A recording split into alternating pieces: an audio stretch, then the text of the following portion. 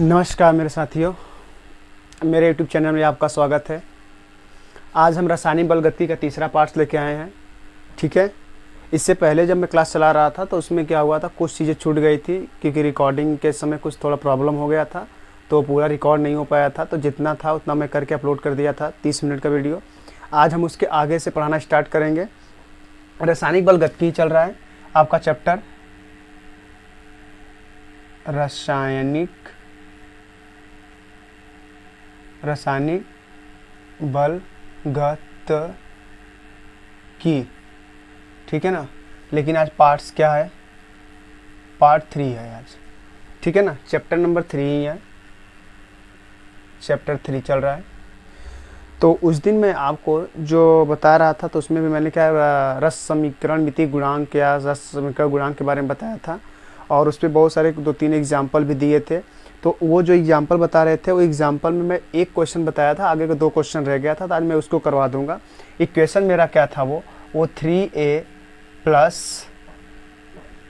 Plus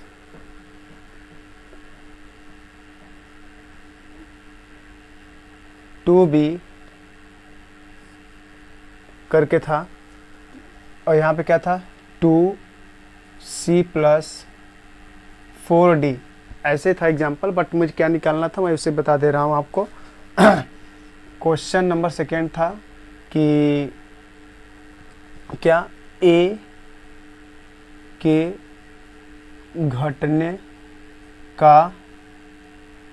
घटने की दर या वेग। ठीक है ना, ये क्वेश्चन था। तीसरा क्वेश्चन उस दिन का था कि आपका सी के उत्पादन की दर या वेग। ठीक है ना, ये क्वेश्चन था। तीन दोनों के बारे में इसी क्वेश्चन से मैं बताने की कोशिश करूँगा। ठीक है ना, जहाँ तक लगता है आप लोग को समझ में आ रहा होगा थोड़ा थोड़ा। ठीक है ना। तो आगे हम चलते हैं। क्या ए की घटने की दर, तो मैंने आपको बताया था भाई, ये क्या है आपका अभिकारक, ये क्या है उत्पाद। अभिकारक धीरे धीरे कम होता है और उत्पाद क्या होता है, धीरे धीरे बढ़ता है। मैं आपको यहाँ तक बता दिया था। तो कह रहा है ए की घटने की दर, तो जब मैंने आपको अभिक्रिया का रस समीकरण गुणांक, तो समीकरण को लगा कर अभिक्रिया का रेट निकालने की है। ठीक है ना, रेट निकालने की जब विधि बताया था, वेग निकालने की विधि बताया था, तो उसमें मैं आपको समझाया था कि भाई अगर आपका घटने या उत्पादन की दर पूछेगा तो आप डायरेक्ट उसमें 1/3 जो आपका रस समीकरण गुणांक है उसको भाग नहीं देना है। बस जो कुछ भी है अभिकारक का होगा तो माइनस लेकर के, और उत्पाद का होगा तो प्लस लेकर के बस लिखना है डायरेक्ट। तो ए की घटने का क्रम बात कर रहा है, तो ए की घटने के क्रम में देखा जाए तो ए की घटने की क्रम, तो ए क्या है यहाँ पे माइनस डेल्टा ए सांद्रता, ए की सांद्रता अपॉन डेल्टा टी। ये आपका क्या होगा, ए की घटने का क्रम। सी के उत्पादन की दर बात कर रहा है तो क्या हो जाएगा डेल्टा सी की सांद्रता बटे क्या हो जाएगा डेल्टा टी। यही आपका था उस दिन का जो बीच में छूट गया था। ठीक है ना, तो आप इसे लिख लीजिए।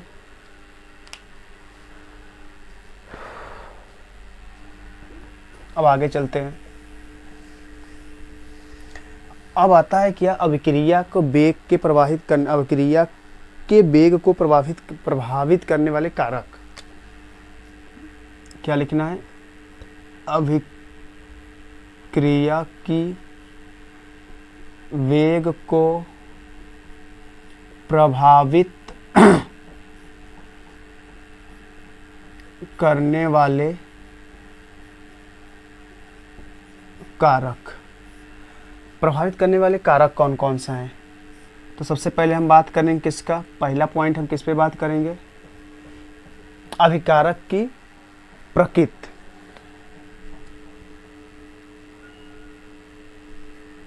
पहला क्या है, अभिकारक की प्रकृति। ठीक है ना, नेचर ऑफ रिएक्टेंट। ठीक, तो अभिकारक की प्रकृति की बात करेंगे तो अभिकारक प्रकृति क्या है भाई, मैंने आपसे बताया था अभिकारक की प्रकृति की बात करेगा तो मैं 2 तरीके से बता सकता हूँ, 2 तरीके से बताऊंगा। पहला आपका क्या होगा भाई, अभिकारक की प्रकृति पहला क्या होगा भाई कि आपकी आयनिक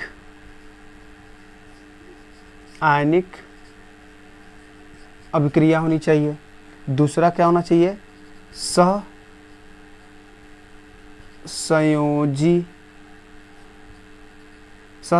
अभिक्रिया, 2 अभिक्रिया होनी चाहिए। अगर आयनिक अभिक्रिया है तो आयनिक अभिक्रिया भाई, आयनिक अभिक्रिया हम कोई भी ले सकते हैं। इसका एग्जांपल मैं ले सकता हूँ, कौन सा, कोई भी ले लेता हूँ एक, जैसे NaCl प्लस AgNO, ठीक है ना, AgNO2 के साथ अगर क्रिया कर रहा है तो क्या बन जाएगा भाई, ये प्लस होता है, ये माइनस होता है, ये प्लस और ये माइनस, तो रिएक्ट कराएगा तो क्या बनाएगा, ये AgCl प्लस NaNO2, यही बनाएगा। ये भी क्या है आपका, प्लस ये माइनस, प्लस ये माइनस।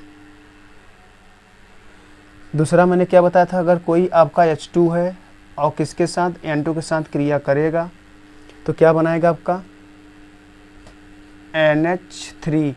अब यहाँ बताइए आपका बैलेंस करना है तो यहाँ पे 2 लिखेंगे, तो यहाँ पे 3 लिखे, अब कर सकते हैं बैलेंस। तो यहाँ पे क्या देख रहे हैं कि भाई हाइड्रोजन के बीच, हाइड्रोजन जो बॉन्ड है, एक नाइट्रोजन के बीच 3 बॉन्ड है, इसको तोड़ा भाई, मैंने क्या बोला, हाइड्रोजन भाई सिंगल बॉन्ड, ठीक है ना, इसको तोड़ना भाई मुश्किल होता है, और यहाँ पे NN के बीच भी इसको तोड़ना और भी मुश्किल होगा। तो मैंने क्या बोला, ये अभिक्रिया जब तोड़ना मुश्किल हो रहा है तो 100% ये अभिक्रिया कैसी होगी, स्लो होगी। क्या होगी, स्लो, जिसे हम बोलते हैं धीमी अभिक्रिया है ये। और ये अभिक्रिया क्या है आपका भाई, आयनिक अभिक्रिया है, तो भाई बहुत तेज़ी से करेगा, क्योंकि भाई आयनिक बॉन्ड बनाएगा बहुत तेज़ी से। तो मैंने क्या बोला कि आयनिक अभिक्रिया बना रहा है तो 100% मैं क्या बोलूँगा, ये क्या होगा, ये अभिक्रिया क्या होगी, फास्ट होगी। क्या होगी, फास्ट, जिससे हम क्या बोलते हैं, तीव्र।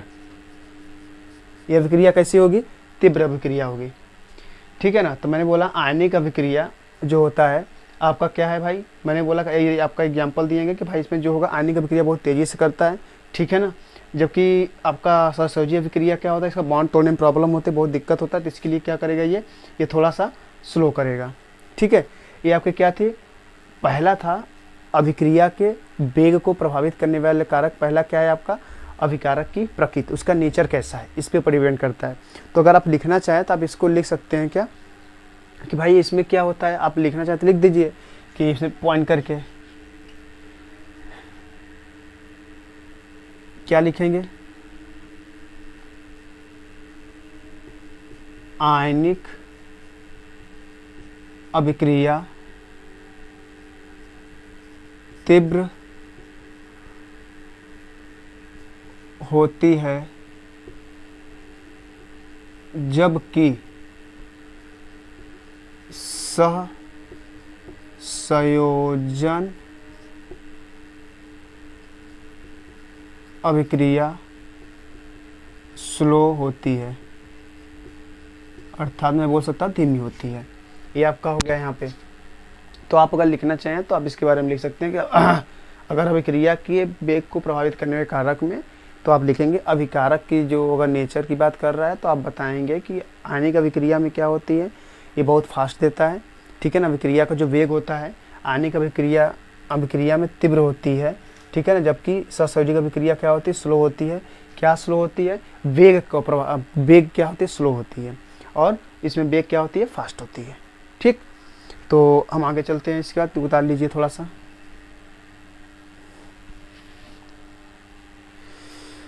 हटा रहे हैं इसे।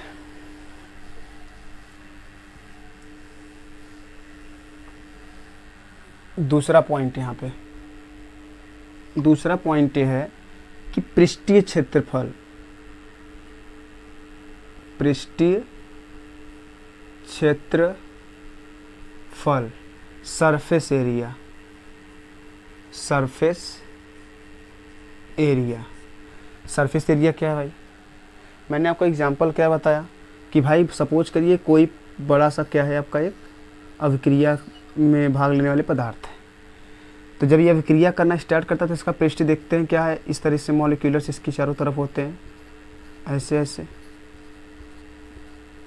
मान लेते हैं, इस तरीके से। जब इस अभिक्रिया को तोड़ा जाता है अलग अलग, सपोज करिए इसका सरफेस एरिया बढ़ाया जा रहा है, और सरफेस एरिया बढ़ाने का मतलब अगर देखा जाए तो यहाँ से कट करके हम निकाल देते हैं, यहाँ से कट करके निकाल देते हैं, यहाँ पे कट करके, यहाँ पे कट करके निकाल देते हैं।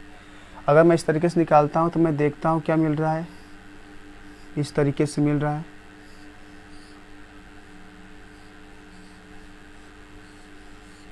और जो कटा हुआ भाग है ये आपका इस तरीके से मिल रहा है,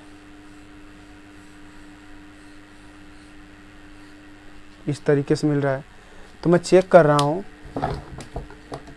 यहाँ देख रहा हूँ मैं कि देखिए इधर इधर पहले से था ये, और ये भी क्या है पहले से था इस तरह सरफेस एरिया में मॉलिक्यूल्स के, और इस तरफ देखा जाए तो इस तरफ भी पहले से था, और देखा जाए तो इस तरफ भी क्या था पहले से यहाँ भी क्या था पहले से था, सब कुछ जैसे दिया था ये इस तरीके से। बढ़ा सरफेस एरिया कहाँ है, हम कहा कि देखिए जो कट किए हैं उसका भी सरफेस एरिया इसके वजह से क्या हुआ बढ़ गया। जब सरफेस एरिया बढ़ जाता है तो अभिक्रिया का वेग भी क्या होता है बढ़ जाता है, क्योंकि देख लीजिए यहाँ पे इसका एरिया बढ़ा हुआ है। इस तरीके से मैं बता सकता हूँ ये क्योंकि मॉलिक्यूलर्स यहाँ भी तो आएंगे, ये इस तरीके से है। तो देखिए सरफेस एरिया बढ़ रहा है, जैसे मैं बोल रहा हूँ पृष्ठीय जो क्षेत्रफल होता है समानुपाती होता है अभिक्रिया के वेग पर, ठीक है ना। जिसका पृष्ठीय क्षेत्रफल जितना ज़्यादा होगा उसका अभिक्रिया का वेग भी उतना ज़्यादा होगा, ठीक है ना। जिसका पृष्ठीय क्षेत्रफल जितना कम होगा उस अभिक्रिया का वेग भी क्या होगा उतना कम होगा। कौन सा भाई सिंपल, पृष्ठीय क्षेत्रफल जितना ज़्यादा होगा अभिक्रिया का वेग 100% क्या होगा ज़्यादा होगा, पृष्ठीय क्षेत्रफल कम होगा तब अभिक्रिया वेग कम हो जाएगा, ठीक है। क्योंकि देखिए पहले सरफेस एरिया छोटा सा था, लेकिन अब क्या किए इसको टुकड़े किए तो अलग अलग किए। तो भाई देखिए जो पहले से रंगा हुआ पार्ट देख रहे हैं, लेकिन ये जो कट के निकला है तो उसका भी एरिया देख रहे हैं ना उभर गया है, ठीक। फिर मैं देख रहा हूँ ये कट किए हैं तो भाई ये पहले से था, लेकिन इस कट करने के बाद देख रहे हैं इतना सरफेस एरिया ये भी बढ़ गया और ये भी बढ़ गया और ये भी बढ़ गया। तो इस तरीके से देखिए जो उसका ओरिजिनल जो डायग्राम था देख रहे हैं तो उसका भी देखिए जहाँ जहाँ कट किया गया वो भी तो एरिया बढ़ गया। तो भाई अभिक्रिया जब बढ़ गया तो भाई अभिक्रिया का वेग भी क्या होगा वहाँ पे बढ़ेगा, क्योंकि सरफेस एरिया क्या हो गया बढ़ गया है, ठीक है।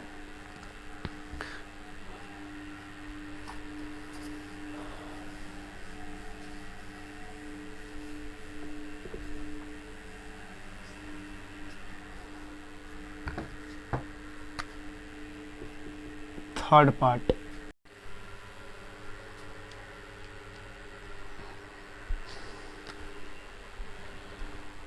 मैं क्या बता रहा था आप लोगों को कि प्रकाश की तीव्रता पर भी क्या करता है अभिक्रिया का क्या होता है वेग को प्रभावित करता है। अगर आपका सपोज करिए प्रकाश की तीव्रता की बात कर रहा है कोई H2 है, ठीक है ना, और Cl2 के साथ क्रिया कर रहा है तो क्या बनाएगा HCl बनाएगा। लेकिन ये क्या Hmu क्या है आपका सूर्य का प्रकाश, सूर्य के प्रकाश में, ठीक है, सूर्य के प्रकाश की उपस्थिति में काम करेगा, ठीक है ना। अब देखिए सूर्य के प्रकाश आता है, सिंपल सी बात है, उसमें क्या होता है फोटोन होता है, वही फोटोन क्या होता है Hmu होता है जिसे हम सूर्य के प्रकाश बोलते हैं, ठीक है ना। ये जो होता है पैकेट के फॉर्म में होता है, पैकेट के बंडल होता है पैकेट के फॉर्म में होता है ये पैकेट, ठीक है ना। इस बंडल के फॉर्म में फोटोन्स गिरता रहता है, ठीक है ना, उसके साथ अभिक्रिया करता है। फोर्थ पॉइंट आपका आ गया उत्प्रेरक, उत्प्रेरक, उत्प्रेरक, ठीक है ना। और उत्प्रेरक की उपस्थिति में होता है, सिंपल सी बात है उत्प्रेरक क्या करता है भाई उत्प्रेरक पर भी निर्भर करता है। हम इसके बारे में हम आगे डिटेल में पढ़ेंगे, बताया जाएगा। और आपका पांचवा पॉइंट आपका क्या है कि भाई ताप पर भी निर्भर करता है, ताप पर भी, इसके बारे में हम क्या पढ़ेंगे आगे चल के पढ़ाया जाएगा आगे, ठीक है ना, पढ़ाएंगे।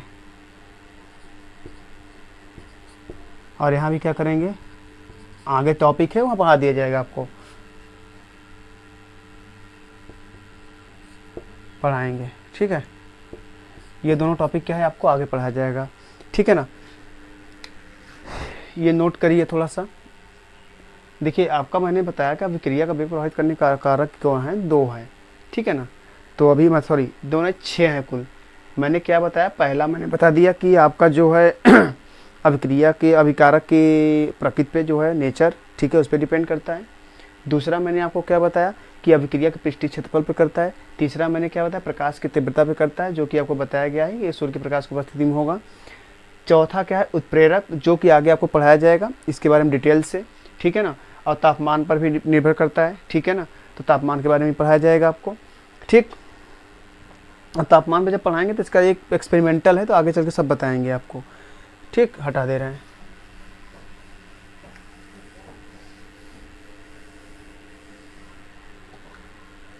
छठवां है आपकी अभिकारक की सांद्रता पर।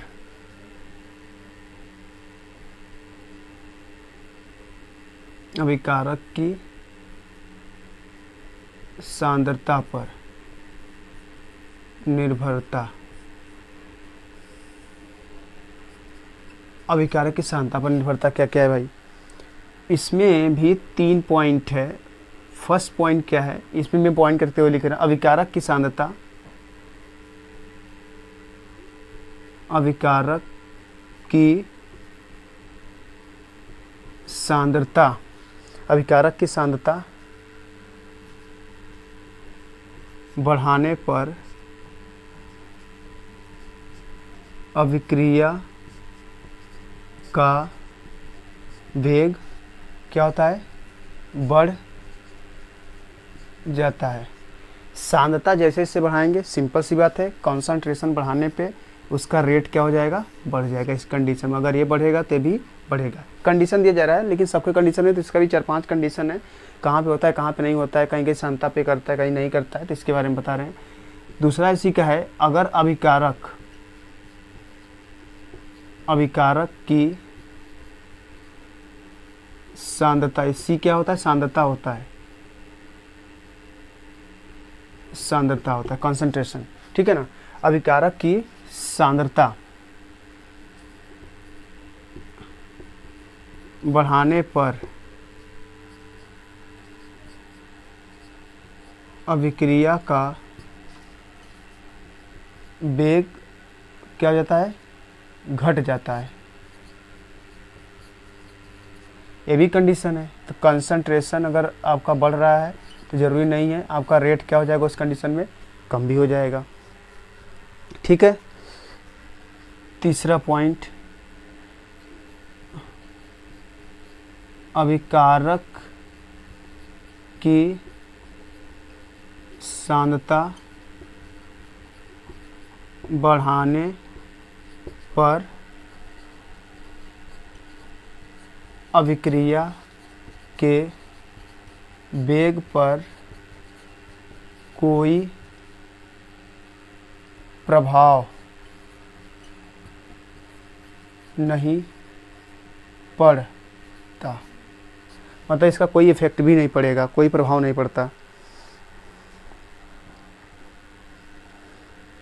लास्ट पॉइंट है आपका, अभिकारक की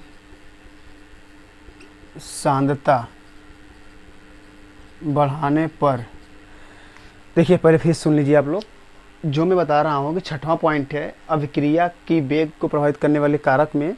तो हमने बोला कि अभिकारक की अगर सांद्रता पर निर्भर की बात करें, पहला पॉइंट क्या है, अगर अभिकारक आपका बढ़ रहा है तो अभिक्रिया का वेग भी क्या होगा, बढ़ेगा। सांद्रता बढ़ने पर अभिक्रिया भी बढ़ रहा है, लेकिन मैंने क्या बोला, एक ही कंडीशन नहीं है, वहाँ पे मैंने 4 से 5 कंडीशन दिया हूँ। जरूरी नहीं है कि आपका बढ़े ही, घट भी सकता है। तो इसके लिए मैंने दूसरा पॉइंट किया, अभिक्रिया की सांद्रता अगर बढ़ रहा है तो इसकी वेग क्या हो सकता है, घट जाता है, ठीक है।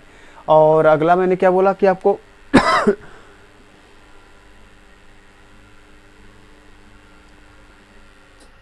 ठीक है, तो अभिकारक की सांद्रता पर बढ़ाने पर क्या होता है, अभिक्रिया का वेग पे कोई प्रभाव भी नहीं पड़ता। अगर अभिकारक की सांद्रता बढ़ाया जाता है, ठीक है ना, अगर क्या करता है, बढ़ाया जाता है, तो अभिकारक की सांद्रता बढ़ाने पर, ये हटा दे रहे हैं पॉइंट, ठीक है ना, इसको मैं थोड़ा दूसरे तरीके से लिखने की कोशिश कर रहा हूँ। देखिए क्या है उसमें, कुछ अभिक्रिया में है, ठीक है ना, कुछ अभिक्रियाओं कुछ अभिक्रियाओं में वेग किसी अभिकारक पर निर्भर करता है और किसी पर नहीं करता। देखिए, अभिकारक की सांद्रता कोई ज़रूरी नहीं है, आपका कभी बढ़ सकता है कभी घट सकता है, ज़रूरी नहीं है कि आपका अभिक्रिया पूरी हो। कुछ अभिक्रिया क्या होता है, वेग के अभिकारक की सांद्रता अभिकारक पर निर्भर करता है, किसी पर नहीं करता है, ठीक है ना। और वो क्या करता है, जैसे सपोज करिए क्या दिया गया है, जैसे ए है और ए प्लस बी है, रिएक्ट किया तो क्या होगा सी और ये डी। तो यहाँ पर मैं देख रहा हूँ वेग, भाई देखिए ये तो कर रहा है लेकिन इस पे डिपेंड नहीं कर रहा है। किस पे, ए पे, भाई बी पे नहीं कर रहा है। तो मैंने क्या बोला, ए, भाई ए बढ़ रहा है, भाई बी को कांस्टेंट ही रखा जा रहा है। तो मैं लिखूंगा वेग ए पर निर्भर कर रहा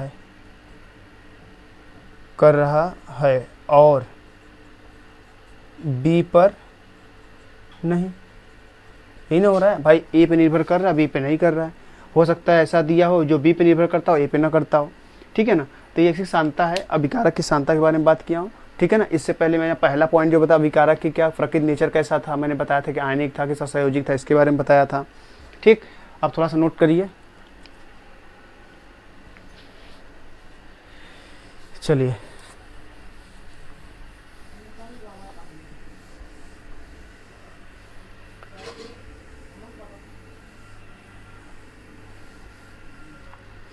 अब हम बात करते हैं अगली टॉपिक। अगली टॉपिक क्या है भाई, अगला टॉपिक हम पढ़ेंगे अब वेग का नियम। हेडिंग डालिए, वेग का नियम।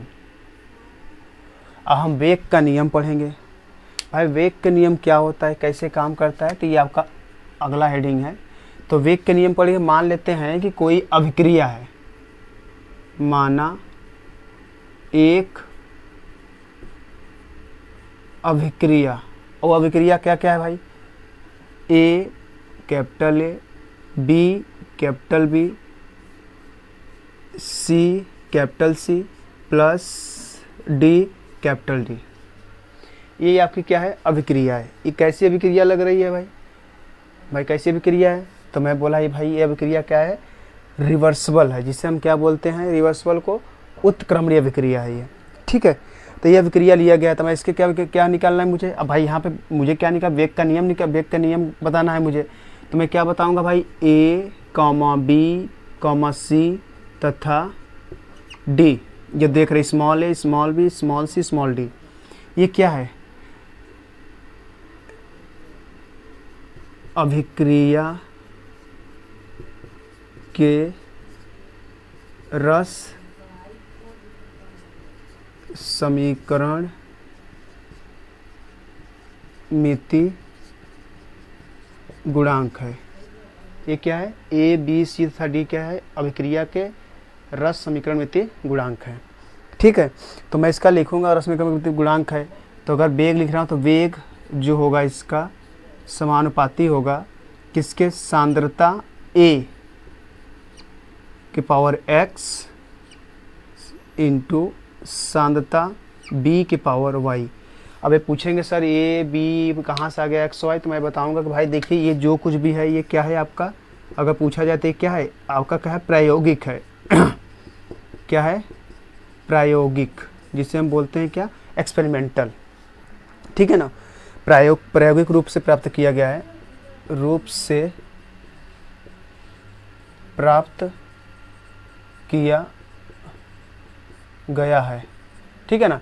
ये जो प्राप्त किया गया इसके रूप में प्रायोगिक रूप से प्राप्त किया गया है, ठीक है ना। और एक्स वाई क्या है, जहाँ लिख दीजिए, जहाँ एक्स तथा वाई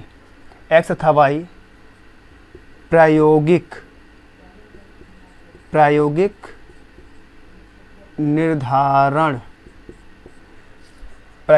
निर्धारण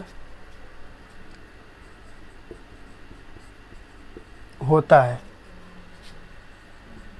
इसका ए तथा बी से कोई संबंध नहीं है।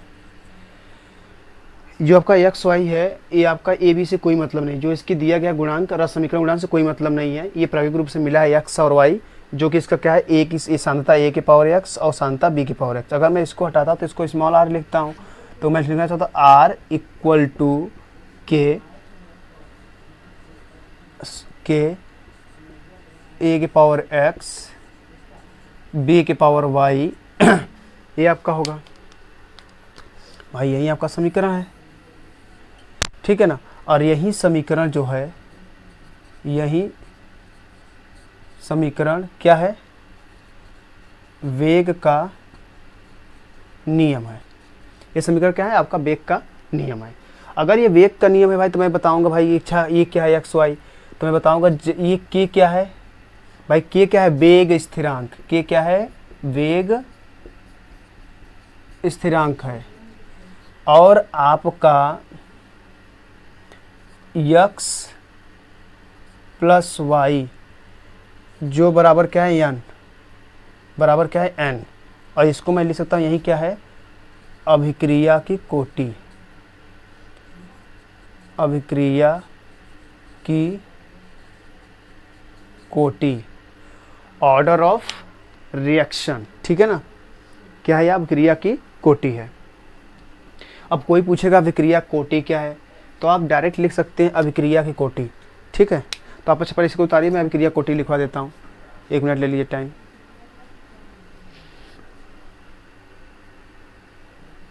चलिए मैं अभिक्रिया कोटि के बारे में बात करूँगा। अब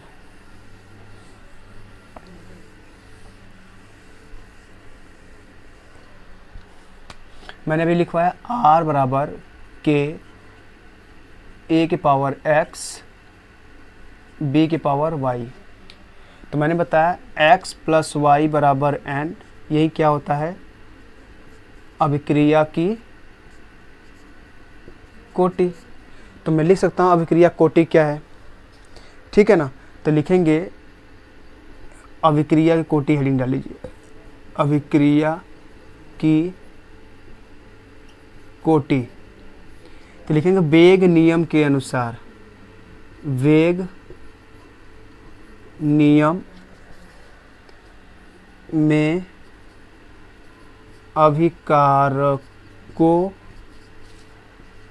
के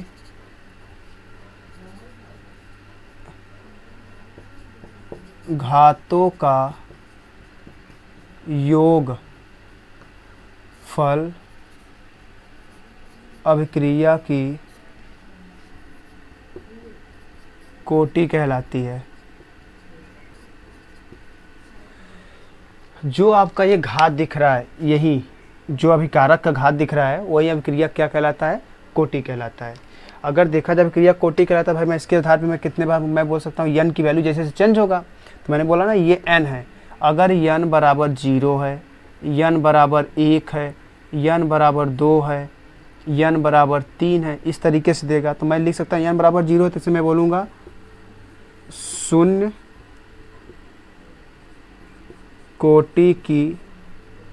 कोटि का नियम।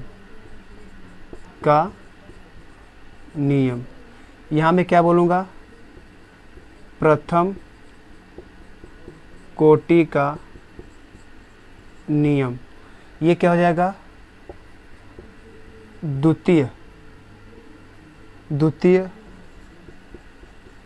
कोटि का नियम। n की वैल्यू जितना होगा उसकी उतनी ही कोटि होगी। और ये क्या लिखूंगा, तृतीय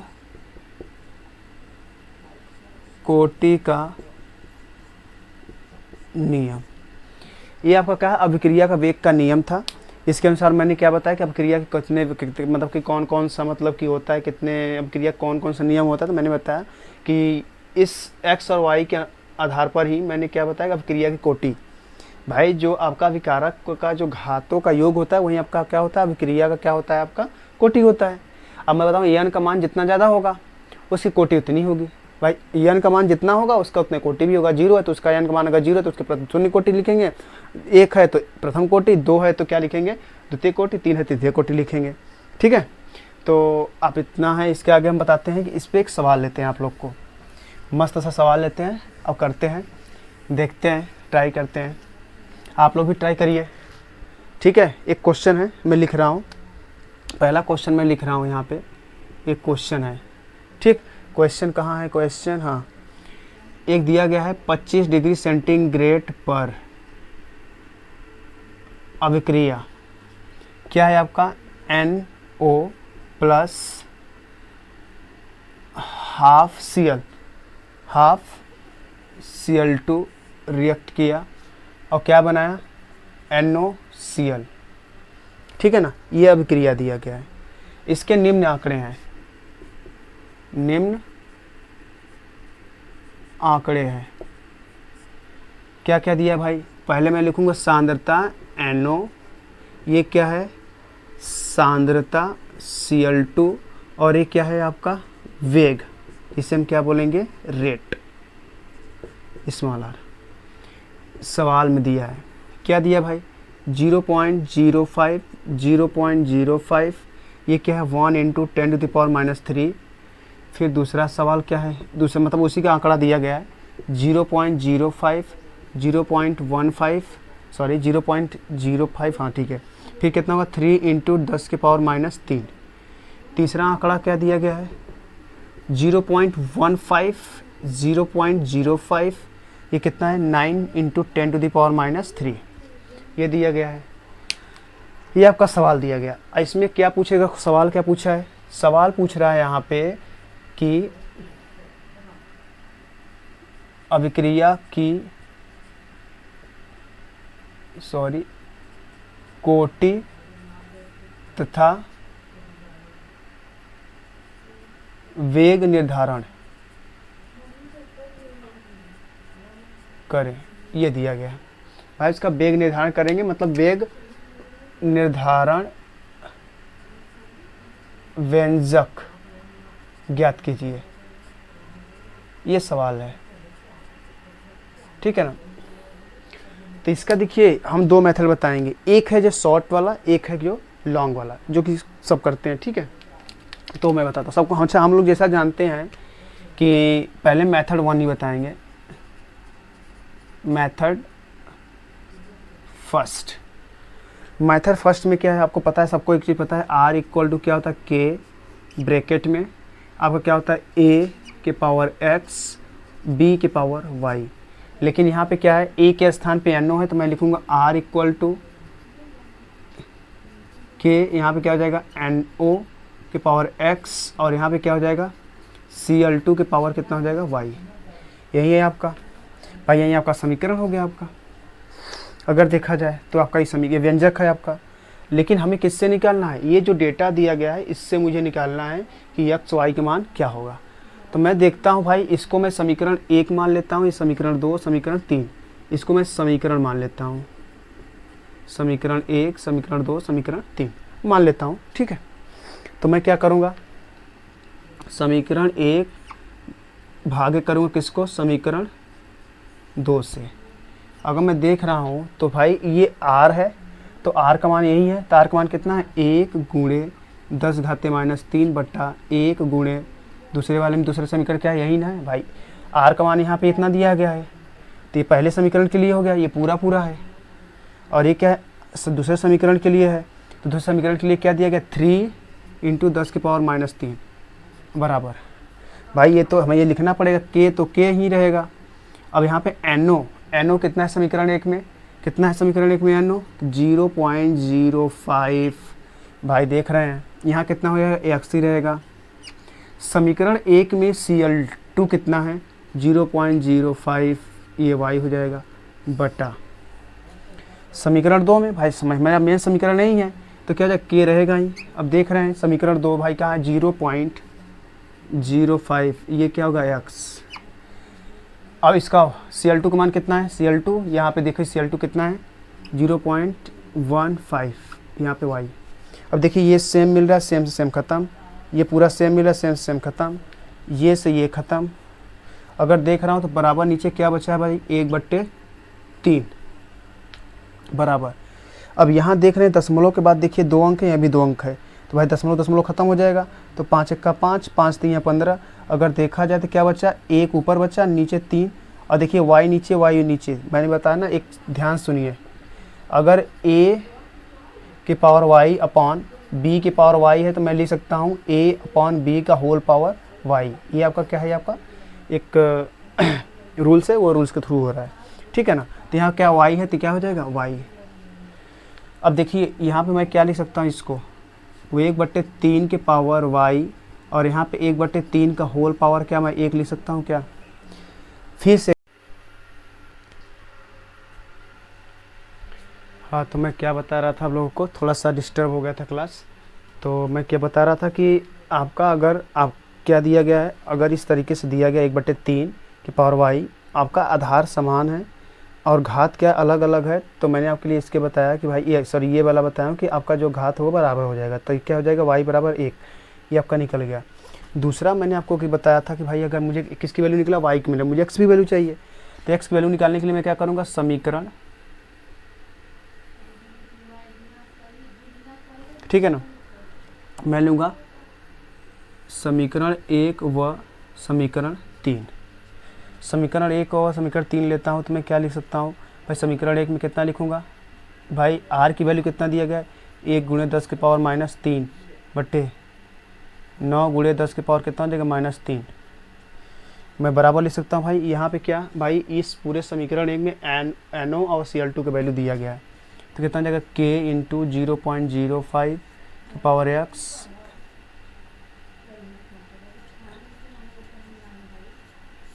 ये क्या है k, इसमें कितना दिया गया 0.15 की पावर y, ये क्या 0.05 की पावर y। अब देखिए ये क्या होगा, ये से ये कट जाएगा, k से k खत्म, घात 3 3 खत्म, ठीक है। अब बचा हुआ क्या है, यहाँ पे बचा हुआ क्या है, 1/9 बराबर, यहाँ देखिए दशमलव दशमलव खत्म हो जाएगा, 5 1 का 5, 5 3 15, 1/3 के पावर क्या हो जाएगा x। अगर मैं इसे लिखना चाहूँ तो क्या हो जाएगा, 1/3 के घाते कितना हो जाएगा, x बराबर है 9 का 1/3 के घाते 2। दोनों आधार समान है, घात डिफरेंस है, तो क्या होगा, x बराबर 2। तो अगर मुझे पूछेगा कोटि क्या है, तो मैं आराम से निकाल सकता हूँ, x + y बराबर 1 + 2 + 1 बराबर 3, क्या होगा, तृतीय कोटि, ठीक है। तृतीय कोटि का क्या है ये नियम। फिर दूसरा क्वेश्चन क्या पूछ रहा है भैया कि यह एक व्यंजक क्या है, तो मुझे पता है r बराबर क्या होता है, आपका r बराबर होता है k a के पावर x और b के पावर y।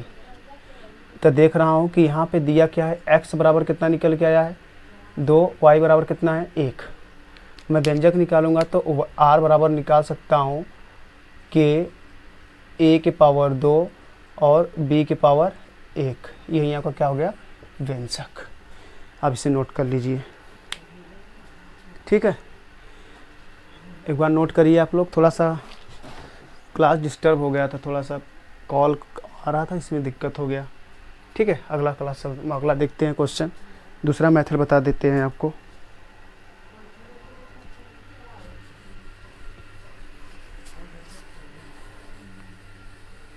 दूसरा मेथड क्या है, दूसरा मेथड थोड़ा फास्ट बताएंगे हम। दूसरा मेथड में क्या ये है, दूसरा मेथड मैंने आपसे क्या बताया, दूसरा मेथड बात करने के लिए हम का देखिए समीकरण 1 और समीकरण क्या लेंगे 3। समीकरण 1 और समीकरण 3 ले रहा हूँ, देखिए ये 5 से 15 हो रहा है, तो 5 3 15 कितना गुना है, ये 3 गुना। इसको देख रहे हैं भाई 0.5 है भी 0, ये मतलब क्या है, देखिए ये केवल 1 गुना है, अर्थात मैं बोल सकता हूँ ये क्या है, फिक्स है, मतलब जितना है इतना ये भी है। तो जो आपका फिक्स है, जो आपका फिक्स है उसको हम नहीं लेंगे। अच्छा इसको भी देख लीजिए, ये क्या है, हमका बताइए, ये पावर तो सेम है, पावर कट जाएगा, लेकिन क्या है कितने गुना है, ये कह रहा है 9 गुना है। तो मैं यहाँ पर दिख रहा हूँ कि रेट आपका जो R है वो कितना गुना है, 9 गुना। आपका एक चीज़ देखिए, ये फिक्स है तो फिक्स वाले की चीज़ छूना ही नहीं है। फिक्स क्या नहीं है, NO की सांद्रता, अगर देखा जाए कितना गुना है ये 3 गुना है। तो मैं लिखना चाहूँ तो R प्रोपोर्शन टू NO। भाई ये देख रहा हूँ ये 3 है, तो मैं इसको क्या लिख सकता हूँ 3 के पावर 2। तो देख रहा हूँ घाते कितना चल रहा है, 2 चल रहा है ना। तो अगर देखा जाए तो घाते 2 है, तो भाई NO है। NO किसकी वैल्यू होता है भाई, NO देखा जाए तो भाई x का मान है, मतलब a का मान है ये। अगर a का मान है तो भाई मैं लिख सकता हूँ R प्रोपोर्शन टू a ही न है, x वाला। तो मैं इसके दोनों से कंपेयर कराता हूँ तो x बराबर कितना हो जाएगा आपका 2। ठीक, अब दूसरा देखिए, दूसरा मैं किसी एक समीकरण फिर मैं कंपेयर कर लेता हूँ। अगर देखेंगे तो ये इसके साथ कंपेयर करा रहा हूँ, देखिए क्या है, फिक्स है, मतलब 1 गुना है। अच्छा ये कितना गुना है, 3 गुना है। अच्छा ये कितना गुना है, ये भी क्या है, 3 गुना है। तो मैं देख रहा हूँ कि R रेट जो है वो कितना है, 3 गुना, ठीक है ना।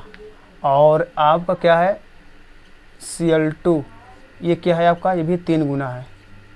अगर 3 गुना है भाई, देख रहा हूँ भाई इसका भी घाते कितना बन रहा है, 3 1 बन रहा है, यहाँ भी घाते क्या हो रहा है भाई, इससे कंपेयर कर रहा हूँ तो इसका भी क्या होगा 1, ठीक है ना भाई। इसका देख रहा हूँ तो इसका 1 ही गुना, तो भाई 1 ही पावर बन रहा है इसका रेट का। अगर रेट का इतना बन रहा है तो मैं इसको क्या लिख सकता हूँ बताइए, तो मैं लिख सकता हूँ R प्रोपोर्शन टू Cl2। यहाँ पे कितना हो जाएगा भाई, क्योंकि 1 है भाई, मैंने क्या बोला 3 गुना, तो 1 ही होगा। अगर 1 होगा तो मैं किसके R प्रोपोर्शनल टू किसके साथ कंपेयर कराऊंगा, B के साथ कराऊंगा, यहाँ क्या Y। तो देख रहा हूँ क्या हो जाएगा, Y बराबर 1। देखिए डायरेक्ट आंसर आ गया इसका। तो देखिए यहाँ पे क्या निकल के आ गया कि जो है x प्लस वाई बराबर n बराबर x प्लस वाई बराबर कितना हो जाएगा, 2 + 1 बराबर 3। यही आपका क्या है, कोटि है। ये कौन सी है, तृतीय कोटि। अगर व्यंजक निकाला जाए तो भाई व्यंजक मैं आसानी से निकाल सकता हूँ। तो R इक्वल टू के a के पावर कितना है भाई a के पावर a के x के पावर कितना है 2, और b के पावर कितना है बताइए 1। तो ये आपका क्या होगा, इसका व्यंजक। ये शॉर्ट तरीका है जल्दी निकालने के लिए, बाकी वो लॉन्ग मेथड है, ठीक है। आज के लिए इतना ही, टाटा बाय बाय, मिलते हैं फिर, नमस्कार।